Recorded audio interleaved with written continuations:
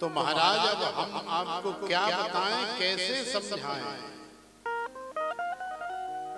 तो देखो, जब भी भगवान के भक्त के जीवन में किसी प्रकार का कोई ऐसा संकट उपस्थित होता है तो भगवान ही समस्या का समाधान करते हैं, भगवान ही उसका हल करते हैं। जब राजा परीक्षित उत्तरा के गर्भ में थे तो भी तो राजा के जीवन में संकट आया था। अश्वत्थामा ने ब्रह्मास्त्र का प्रयोग कर दिया तो भगवान ने अपने आप को अंगुष्ठ मात्र का बना करके उत्तरा के गर्भ में प्रवेश किया और फिर अंदर जाकर के ऐसी गदा घुमाई, ऐसी गदा घुमाई कि अश्वत्थामा के ब्रह्मास्त्र का जो तेज था उसे नष्ट कर दिया। तो उत्तरा के गर्भ में भी जाकर के भगवान ने अपने भक्त की रक्षा करी। क्यों करी? क्योंकि भगवान की ये प्रतिज्ञा है। क्या प्रतिज्ञा है भगवान की? भगवान की प्रतिज्ञा है कि अपिचेषु दुराचारो भजते माम अनन्य भाग साधुरेव समन्तव्य सम्यक व्यवसितो हि सः क्षिप्रम भवति धर्मात्मा सस्वत् शांतिम निगच्छति। और कौन्तेय प्रतिजानीहि न मे भक्त प्रणश्यति। कोई कितना भी पापी हो, कितना भी दुराचारी हो, कितना भी भ्रष्टाचारी हो,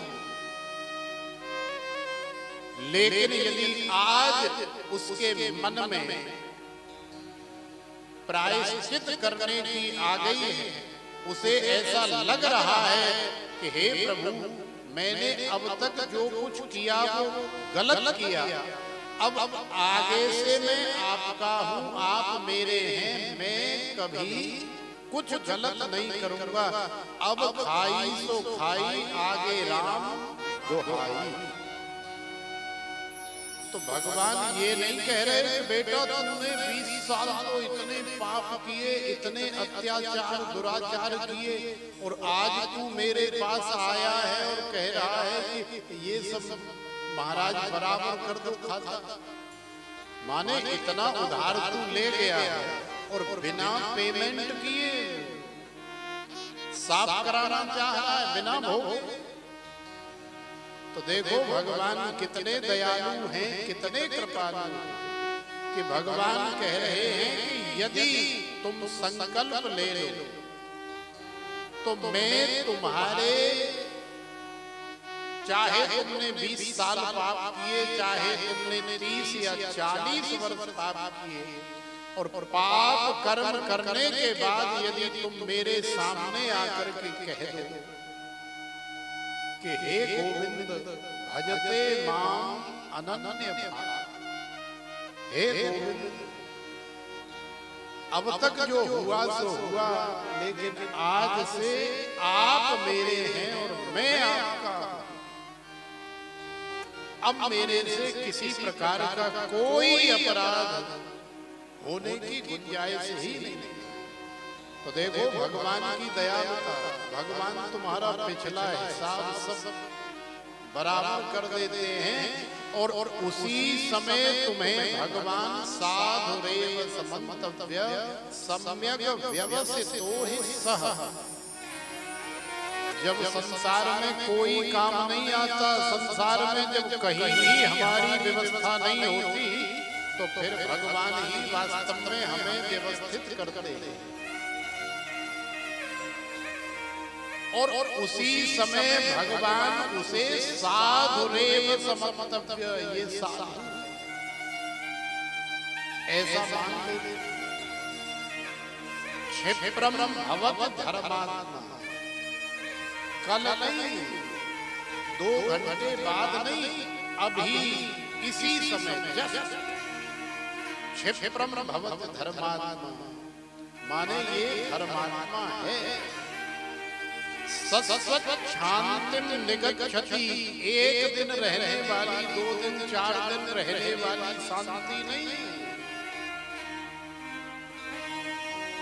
सदा सर्वदा शाश्वत रहने वाली शांति भगवान से प्रदान कर देते।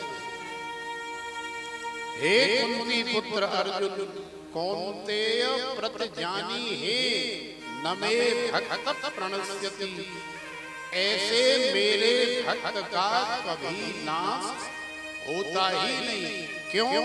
क्योंकि मैं होने ही नहीं। तो अनन्यास चिंतयन्तो माम ये जनाः पर्युपासते तेषां नित्याभियुक्तानां योगक्षेमं वहाम्यहम्।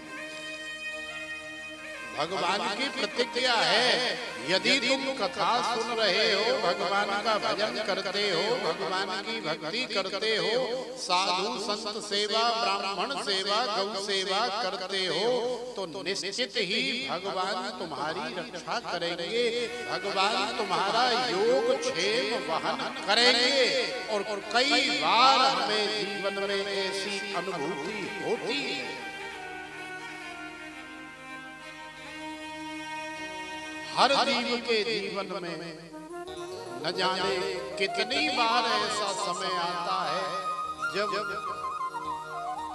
न कोई मित्र काम आता है, न कोई रिश्ता नाता काम आता है, और ना ही ये संसार काम आता है। तो ऐसी अवस्था में द्रौपदी के साथ में क्या? द्रौपदी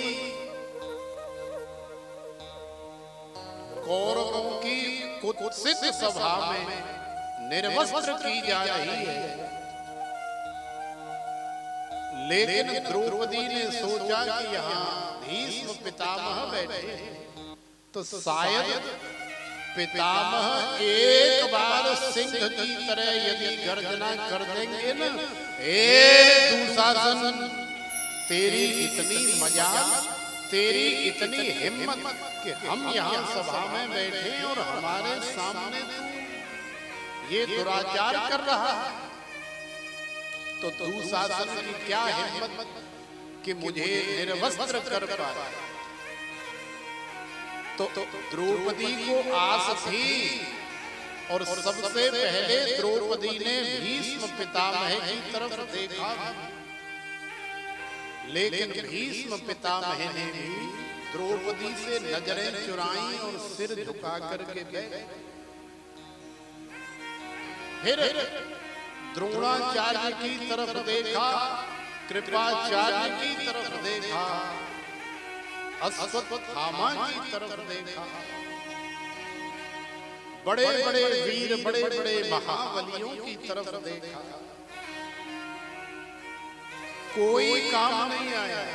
फिर अपने पतियों की तरफ देखा, युधिष्ठिर की तरफ देखा, भीमसेन की तरफ देखा, अर्जुन की तरफ देखा, नकुल और सहदेव की तरफ देखा, लेकिन पति भी काम नहीं आया। और भी चारों तरफ सभा में दृष्टिपात किया कि कोई आकर के मेरे काम आए, कोई आकर के मेरी रक्षा करे।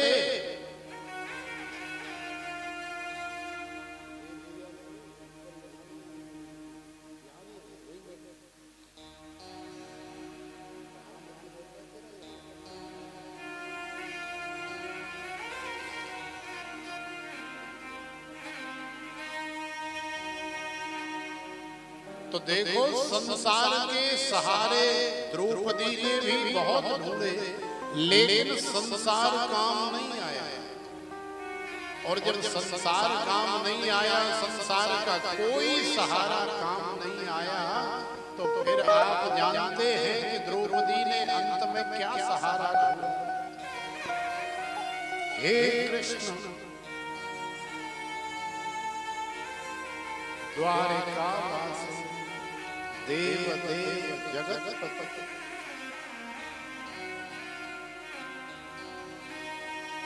हे कृष्ण, हे द्वारिकावासी कृष्ण, आप आकर के मेरी रक्षा करो। तो देखो भगवान को आने में थोड़ा सा विलंब हो, भगवान ने रक्षा तो करी लेकिन थोड़ा सा विलंब हो।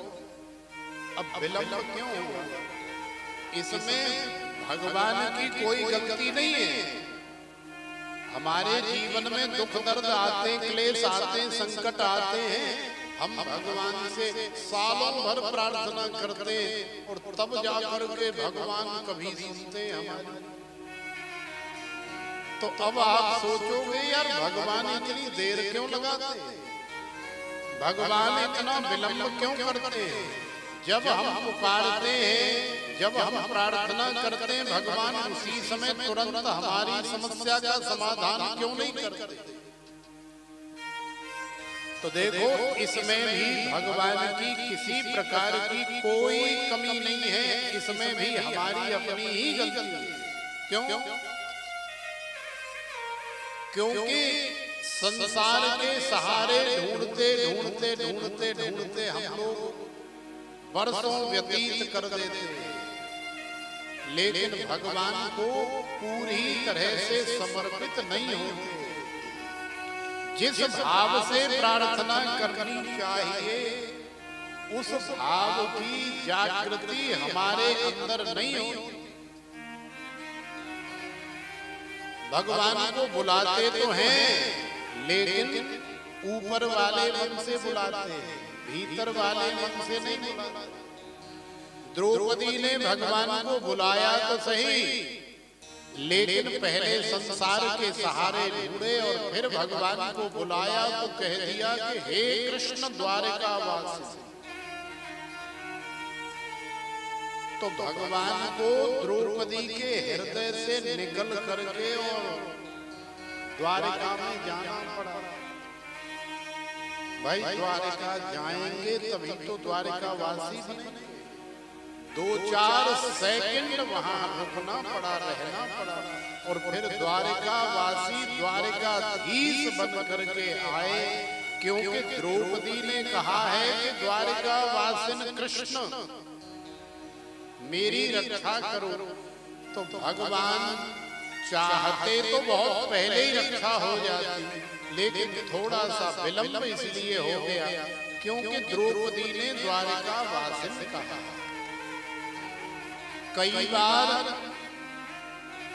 हम लोग इतना लंबा मार्ग चुन लेते हैं कि जिस मार्ग से हमें हमारी मंजिल कम से कम 10 घंटे बाद मिलती है, और कई लोगों को उस मंजिल का मार्ग ऐसा शॉर्टकट पता होता है कि 4 घंटे में पहुंच जाते, और कई लोग 2 घंटे में भी पहुंच जाते, और कई लोग 1 घंटे में भी पहुंच जाते। मंजिल वही है, लेकिन साधना के, प्रार्थना के रास्ते सबके अपने अपने प्राइवेट, निजी, अलग अलग होते हैं। तो देखो आज द्रौपदी की रक्षा करने के लिए द्वारिकाधीश चले आए और फिर द्रौपदी का चीर, द्रौपदी की साड़ी बन गए।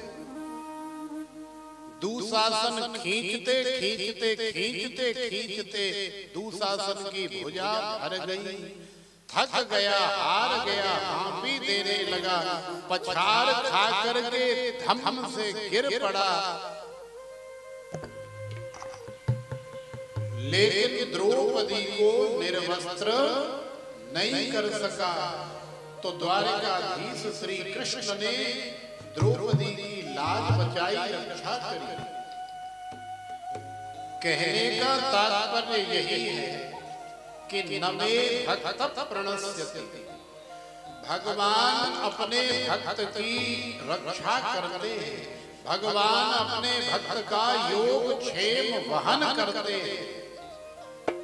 लेकिन शर्त ये है कि न अन्य इति अनन्य,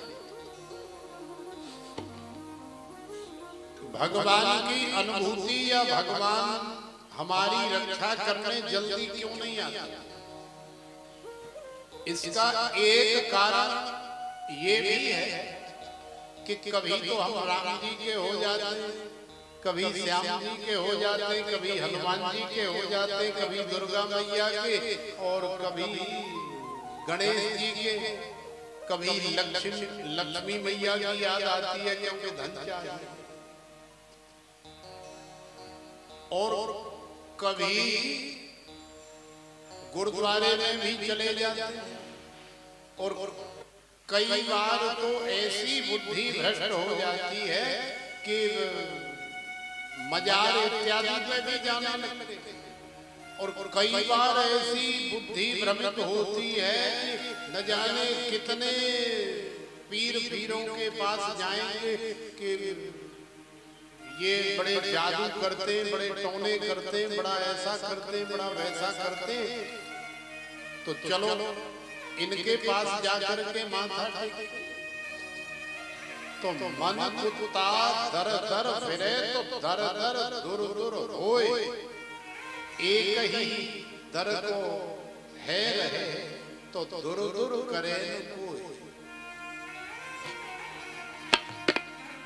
जो कुत्ता अपने मालिक का वफादार होता है, उस कुत्ते को नहलाया भी जाता है, शैम्पू साबुन लगाया जाता है, बढ़िया उसकी कटिंग भी कराई जाती है, उसे साथ सुलाया बिठाया खिलाया भी जाता है, और यहाँ तक कि हमने अपनी आंखों से देखा, इसलिए सुनी सुनाई बात पे हम बहुत ज्यादा विश्वास नहीं करते। जिस गाड़ी को खरीदने के लिए या जिस गाड़ी में चलने के लिए हमारे जैसे लोगों को न जाने कितने जन्म लेने पड़ेंगे, इतने इतने करोड़ की गाड़ियों में कुत्तों को चलते हुए हमने देखा है। क्यों? क्योंकि एक ही दर को है रहे, वो एक ही दर का कुत्ता है।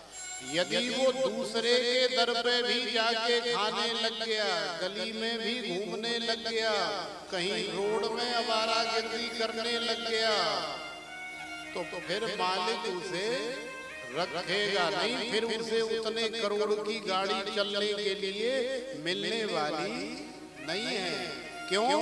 क्योंकि फिर तो वो आवारा कहलाएगा।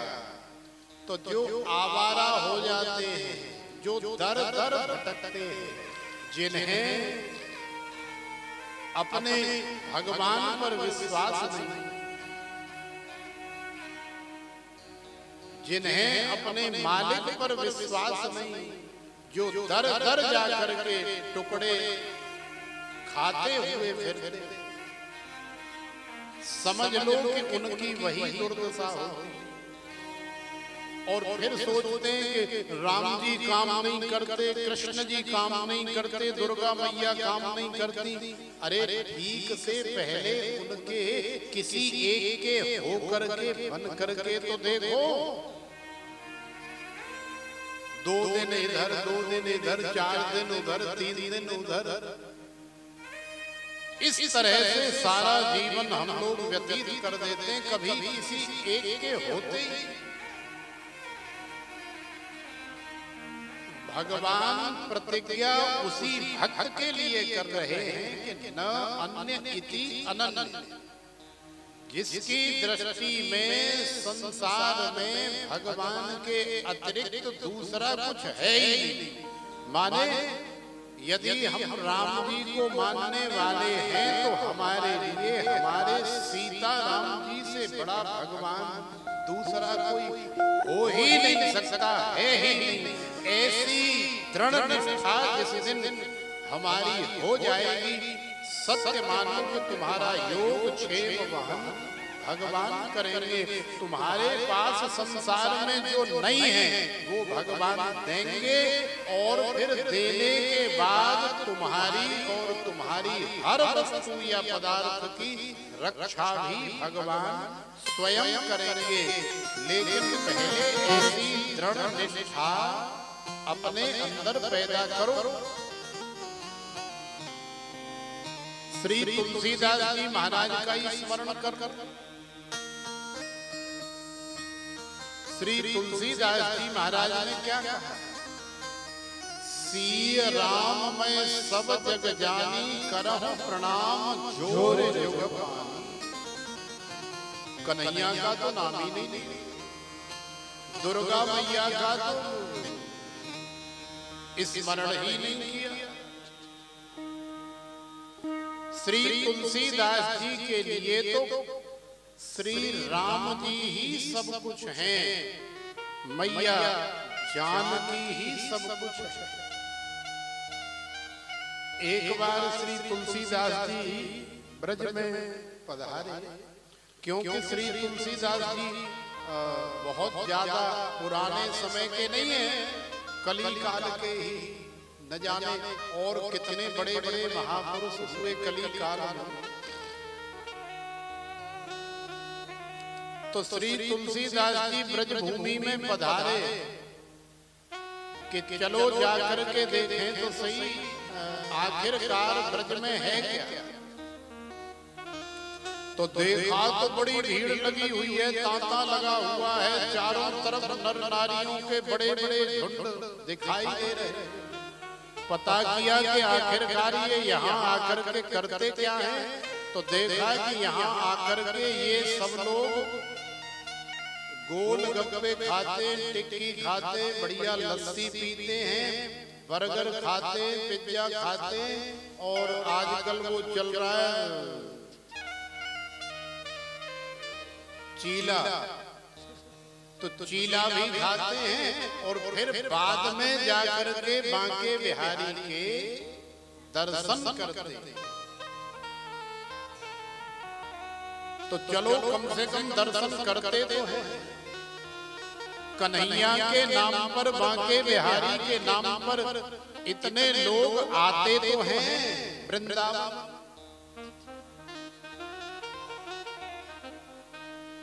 तो जाकर के हम भी देखें कि आखिरकार कैसे दर्शन होते।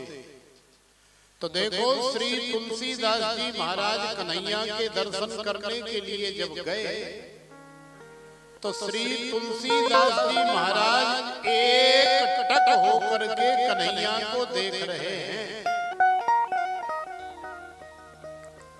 कन्हैया भी तुलसीदास जी को देख रहे हैं। क्यों? क्योंकि जैसा भक्त कन्हैया को चाहिए वैसा सामने खड़ा है। सब लोग बांके बिहारी लाल की जय, किशोरी राधिका रानी की जय। बांके बिहारी के दरबार में जय जयकार गूंज रही है, बड़ा सुंदर जय घोष हो रहा है। और श्री तुलसीदास जी एकदम मूक दर्शक, एकदम गूंगे बहरे बन करके खड़े हुए हैं। तो बांके बिहारी कह रहे हैं, अरे भैया कम से कम हमसे बात करो, हमसे राम राम करो। अब इतनी दूर से मिलने के लिए आए हो तो मिलो तो सही। तो देखो श्री तुलसीदास जी ने कन्हैया को क्या उत्तर दिया। ये सारी चीजें नोट करने वाली चीजें हैं। क्या छवि बरनूं आपकी, भले बने हो ना। हे गोविंद, हे गोपाल, हे बांके बिहारी, क्या छवि बरनूं आपकी, भले बने हो। बहुत सुंदर, अद्भुत,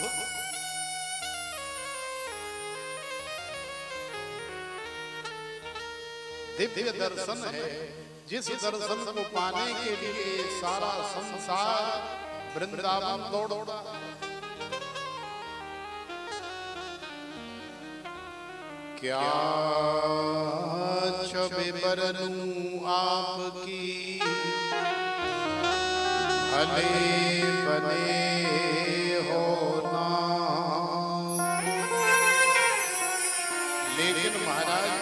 बात हमारी भी नोट करती। तुलसी मस्तक तब नवे,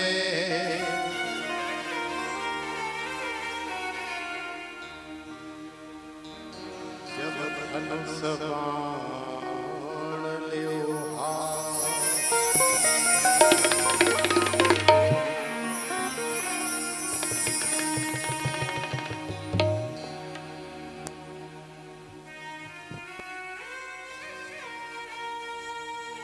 ऐसी अनन्यता जिस दिन हमारे अंदर आ जाए कि बांके बिहारी श्री तुलसीदास जी से स्वयं कह रहे हैं कि बेटा हम तुम्हारे सामने खड़े हैं, तुम हमारे सामने खड़े, हमसे बात नहीं कर रहे, हमसे राम राम नहीं कर रहे, प्रणाम नहीं कर रहे, आखिरकार क्यों? तो श्री तुलसीदास जी ने कहा कि देखो आप बड़े अच्छी बात है, लेकिन अपने लिए हो महाराज बहुत अच्छे, लेकिन अपने लिए यदि आप चाहते हैं, और जैसा कि हम जानते हैं कि भगवान तो केवल एक ही, दो भगवान तो है, इसीलिए तो हमारे वेदांती लोग अद्वैत सिद्धि करते हैं।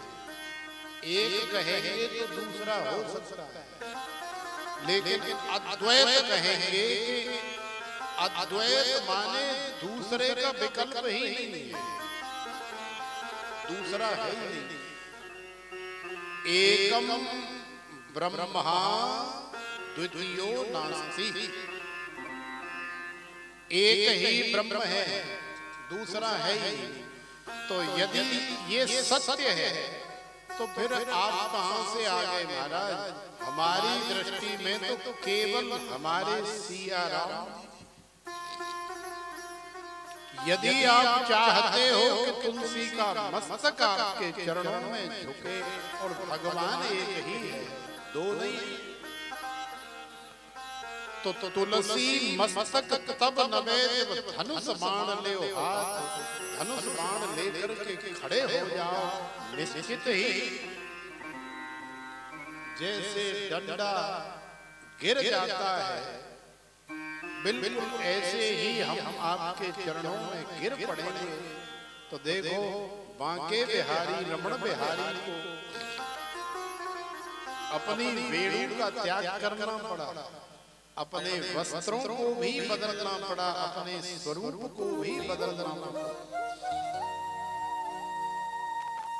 और फिर धनुष बाण हाथ में लेकर के माने राम जी बन करके दर्शन दिए। तब श्री तुलसीदास जी ने साष्टांग प्रणाम किया, हाथ जोड़ करके प्रार्थना की, आशीर्वाद लिया। तो ये है अनन्यता, न अन्य इति अनन्य। इसलिए देर होती है क्योंकि हम लोगों के अंदर अनन्यता तो है ही, भटकते रहे, कभी कहीं कभी कहीं कभी कहीं कभी। तुलसीदास जी के अंदर अनन्यता है। द्रौपदी ने भी देर की, लेकिन उत्तरा ने देर नहीं की, उत्तरा ने देर नहीं की।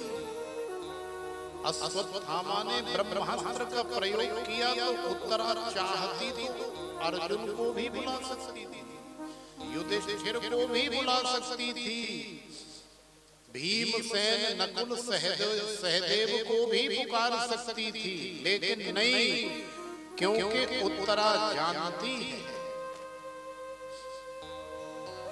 कि भगवान तो भगवान है, इसलिए उत्तरा ने किसी को नहीं पुकारा, सीधे द्वारिका जा रहे श्री कृष्ण के चरण पकड़ लिए। हे और अपने हृदय की जो सच्चाई है वो बता। तो भगवान ने बिल्कुल भी विलंब नहीं किया, भगवान ने तुरंत उत्तरा के गर्भ की रक्षा की। तो हम लोग भी यदि चाहें कि हमारी भी रक्षा भगवान तुरंत करें, अभी करें, जब जब हमारे जीवन में संकट आए तब तब करें, तो माता कुंती का जीवन भी आपको देखना पड़ेगा। क्यों देखना पड़ेगा? क्योंकि माता कुंती के जीवन में या पांडवों के जीवन में जब जब संकट आया तब तब कन्हैया ने रक्षा की। उसके पीछे माता कुंती की अनन्यता है। एक बार की बात है, जब कन्हैया द्वारका जा रहे थे तो बड़े प्रसन्न थे, और प्रसन्नता जब होती है तो सच मानो सब कुछ लुटा देने का मन करता है। सब कुछ माने अपने आप को भी मैं इनके ऊपर वार दूं, यहाँ तक मन करता है। तो जो अपने आप को ही वारने का मन कर रहा है, तो फिर संसार और संसार के विषय वस्तु पदार्थ कौन सी बड़ी बात है। लेकिन लुटाया तभी जाता है जब मन विशाल होता है। कहते हैं ना कि लुटाता वही है जो बड़े दिल वाला होता है। कथा में भी हम लोग एक ही दिन लुटाते और लूटते हैं। कौन से दिन? चौथे दिन। क्यों? क्योंकि चौथे दिन हमारा मन बहुत विशाल हो जाता है। क्यों हो जाता है? क्योंकि हमारे जीवन में साक्षात श्री कृष्ण नंद के लाला बन करके प्रकट हो जाते हैं। इसलिए हमारा मन जो है विशाल हो जाता है, महामना हो जाता है, और फिर लुटाने का और लूटने का मन करता है। तो आज जब भगवान द्वारका जा रहे हैं तो बड़े प्रसन्न हैं। तो आज भगवान ने सोचा कि कुछ लुटा करके दे। अब क्या लुटा करके जाए? तो सभी पांडवों से कहा कि देखो भाई, आज हम बड़े प्रसन्न हैं, आज हमारा कुछ देने का मन कर रहा है, लुटाने का मन कर रहा है। तो आप सब लोग लूट, जिसको जो चाहिए वो मांग। लाइन लग गई, युधिष्ठिर जी ने जो मांगा मिला। भीमसेन ने तो यही कहा कि प्रभु आप तो जानते ही हैं कि मुझे तो सारा संसार भोजन भट्ट के नाम से जानता है, थोड़े बहुत से मेरा काम चलता नहीं है, और दूसरा मेरे पास मधुर बोलने वाला और गाने वाला कंठ भी नहीं है, गधे की तरह मैं रेंगता हूँ। तो महाराज एक तो हमारी वाणी मधुर हो जाए, और दूसरा ये भोजन के ऊपर थोड़ा कंट्रोल हो जाए, बाकी तो आपकी कृपा है ही। तो भगवान ने मुस्कुराते हुए भीमसेन को कहा, ठीक है बेटा, बिल्कुल ऐसा ही होगा जैसा तुम चाहते। अर्जुन ने भी भगवान से शिष्यत्व मांगा। शिष्यस्ते हम साधे माम त्वाम प्रपन्नम्। भगवान ने आशीर्वाद, नकुल ने मांगा, सहदेव ने मांगा, सब।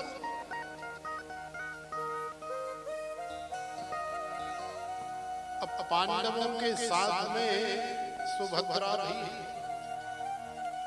तो सुभद्रा से भी कहा, अरे लाली तू का देख रही है, आज हम बड़े प्रसन्न हैं, तू भी मांग।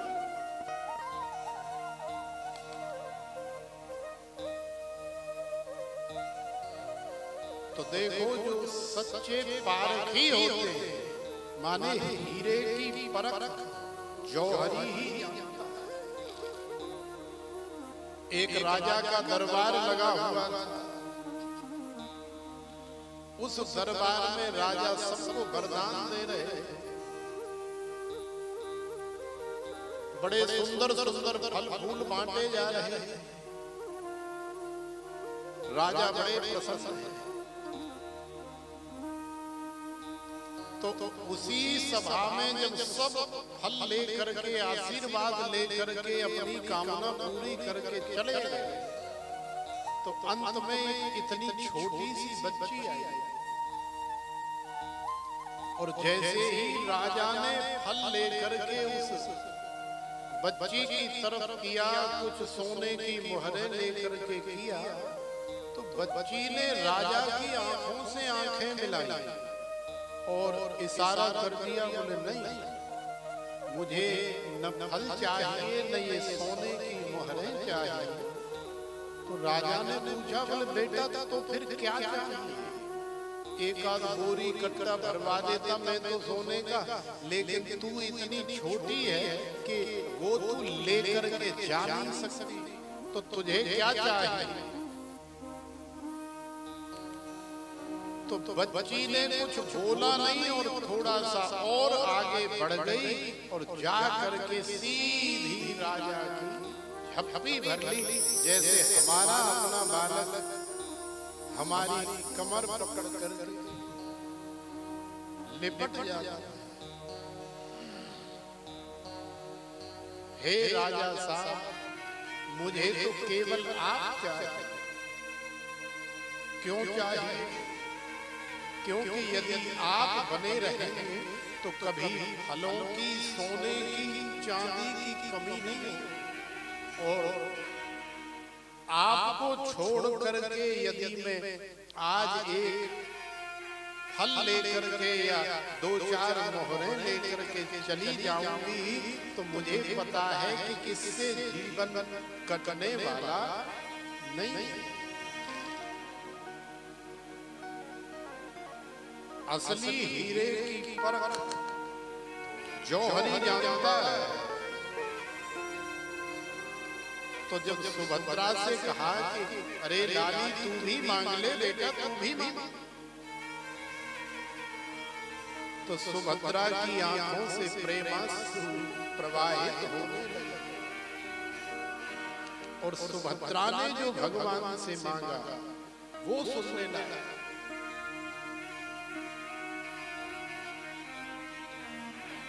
कृष्ण त्वदीय पद पंकज पंजरान्ते अद्यैव मे विसतु मानस राजहंस प्राण प्रयाण समये कभवात पितई कंठावरोधन विधो स्मरणं कुतस्ते कंठावरोधन विधो स्मरणं कुतस्ते।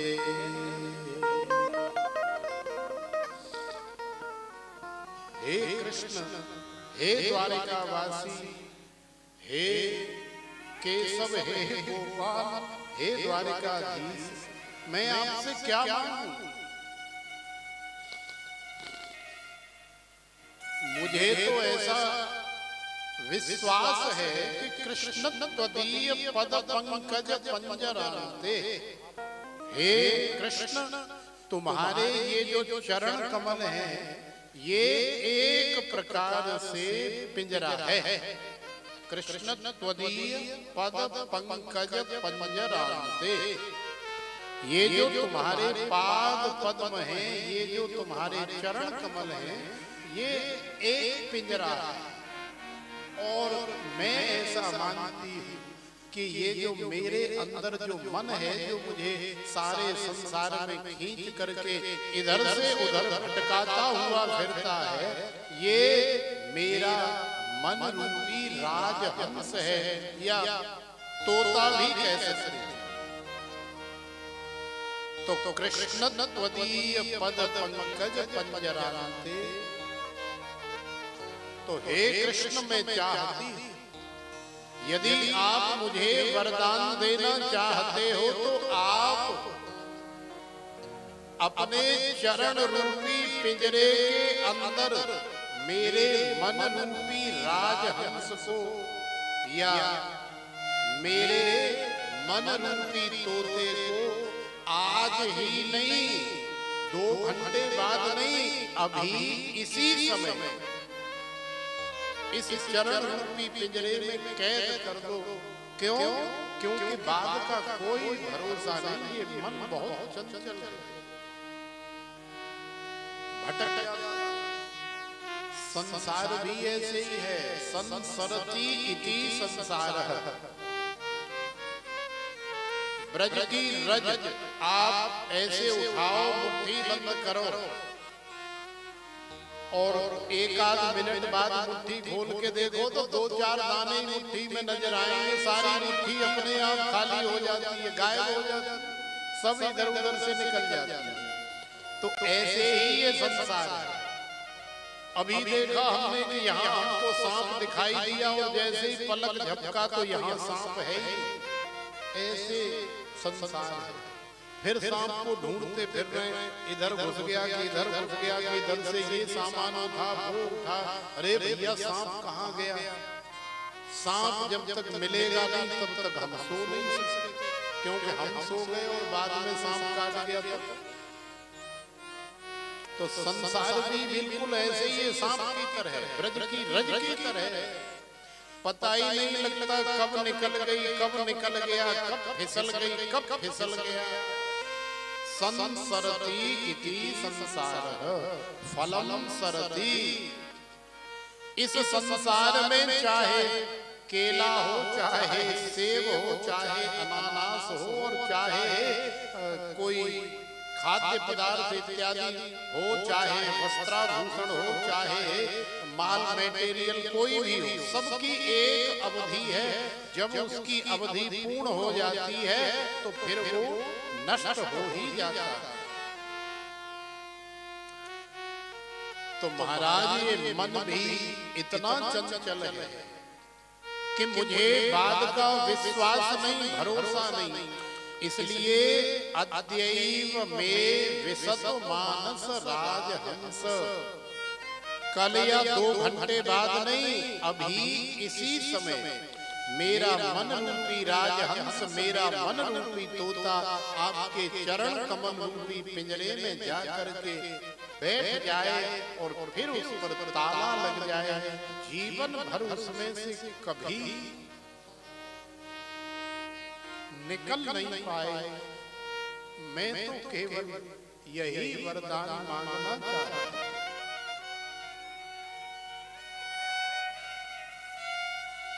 क्यों? क्योंकि कंठावरोधन विधौ स्मरण कुतस्ते। यदि आप कहो अरे लाली अभी तो तेरो ब्याह ना है, अभी तू ऐसी बाबरी हो रही है हमारी, अरे अभी तो शादी ब्याह हो, फिर संसार दुनियादारी देख करके जब उम्र बड़ी हो जाएगी तब ऐसी कामना कर लेना, तब दे देंगे आशीष।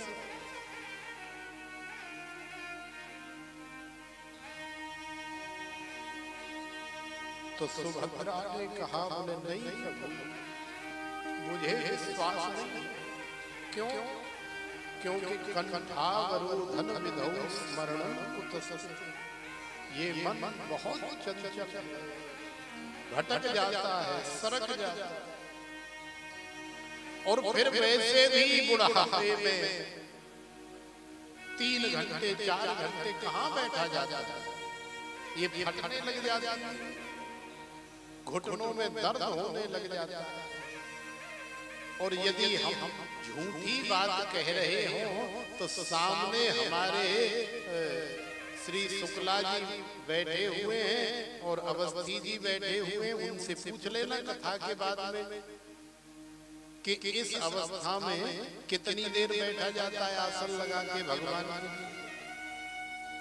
कभी घुटने में भयंकर दर्द है, कभी जंघा में बड़ी तीखी कटारी सी चल रही है, कभी कमर दर्द कर रही है, कभी पाँव में न्यूकर और कबू न्यूकर और कबू कबू तो ऐसा होता है कि व्यास जी के सामने ही जो लंबो कर देते हैं, जो ले महाराज अब सुना कथा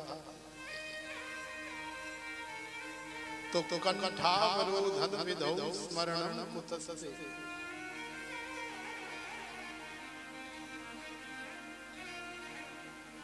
बुढ़ापे में तो महाराज ये दशा, बुढ़ापे में कहीं आपका भजन होता है? अरे भूल जाओ महाराज, बुढ़ापे में भजन नहीं होता है। बुढ़ापा तो एक श्राप है, बुढ़ापा तो बीमारी है। प्रार्थना तो ये करो कि बुढ़ापा देखना ही न पड़े, बुढ़ापे से पहले ही राम राम करते हुए आनंद लेते हुए आनंद में लीन हो जाओ, जाना तो है।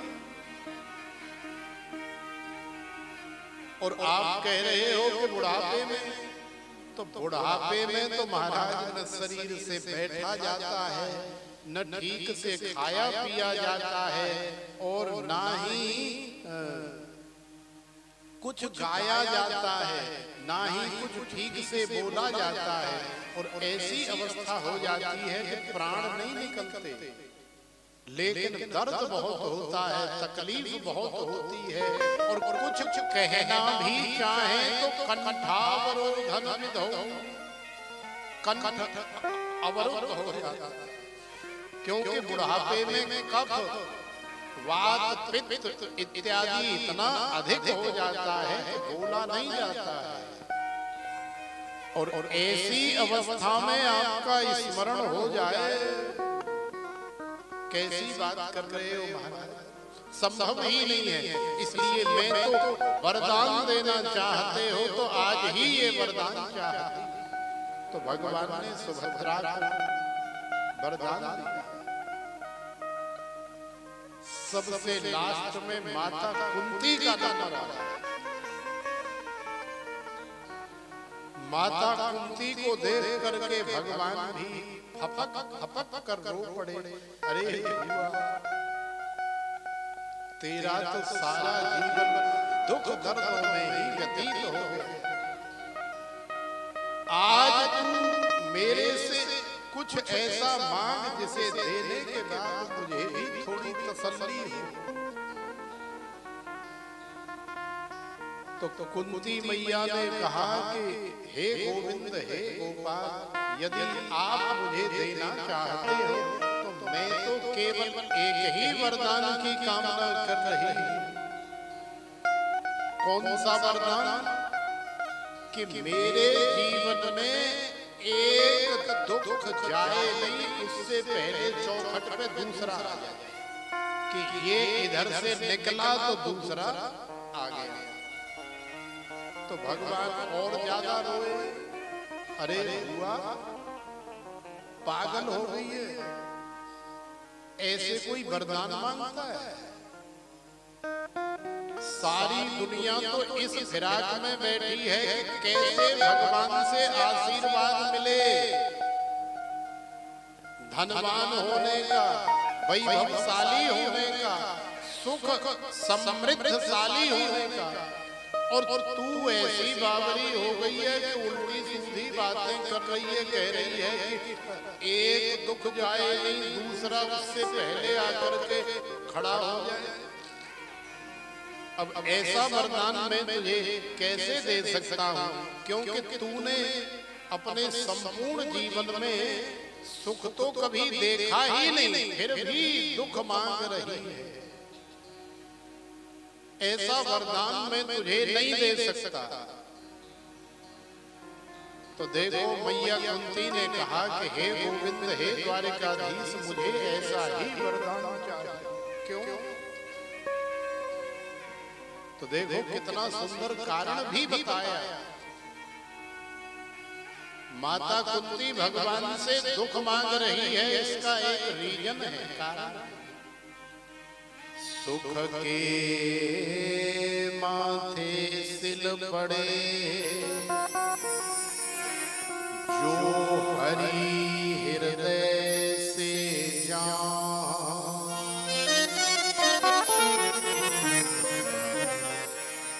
बलिहारी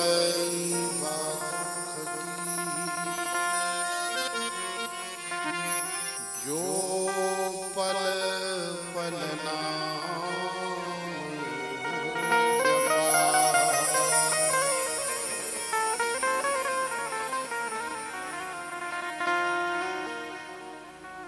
हे गोविंद, हे द्वारिकाधीश, आप आज मुझे धन वैभव राज दे करके चले जाओगे, लेकिन आप जानते नहीं कि ये संसार के धन दौलत में, वैभव में, सुख में, समृद्धि में फिर आपकी याद नहीं आती, फिर आपकी विस्मृति हो जाती, क्योंकि फुर्सत ही, फिर आपका भजन नहीं होता, फिर कथा सुनने के लिए समय ही नहीं। इरादे रोज बनते हैं मगर टूट जाते हैं, इरादे रोज बनते हैं मगर टूट जाते हैं। हमारे उत्तर प्रदेश संघ की कथा में वही आते हैं जिन्हें हमारे रमण बिहारी बुलाते हैं, जिन्हें हमारे रमण बिहारी बुलाते। अन्यथा इरादे तो बहुत लोगों के कि हम भी जाएंगे कथा में, हम भी जाएंगे, हम भी जाएंगे, लेकिन आते वही चुनिंदा जिन्हें हमारे रमण बिहारी बांके बिहारी बलात् खींच लेते हैं, जबरदस्ती खींच लेते हैं। बेटा तू आ कथा,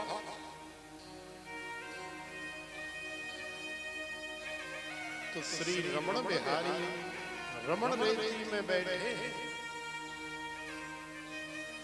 वही रमण बिहारी इस कथा में बैठे हैं, वही रमण बिहारी हमारे अंदर बैठे हैं, वही रमण बिहारी आपके अंदर बैठे हैं।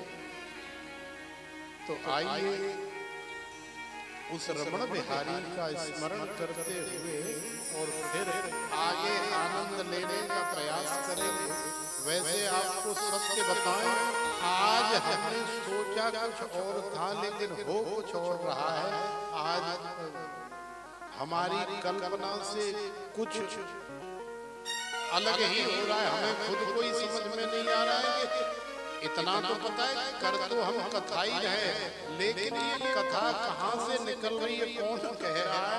और आज सोचा नहीं था कि आज हम ऐसी कथा करेंगे, ऐसे ये प्रसंग कहेंगे, लेकिन आज कुछ अलग ही एक आनंद हो रहा है। तो ये रमण बिहारी की कृपा है, तो आइए उनका भी वंदन करें, उनका स्मरण करें, क्योंकि मेरे रमण बिहारी लाल तिहारी सूरत पे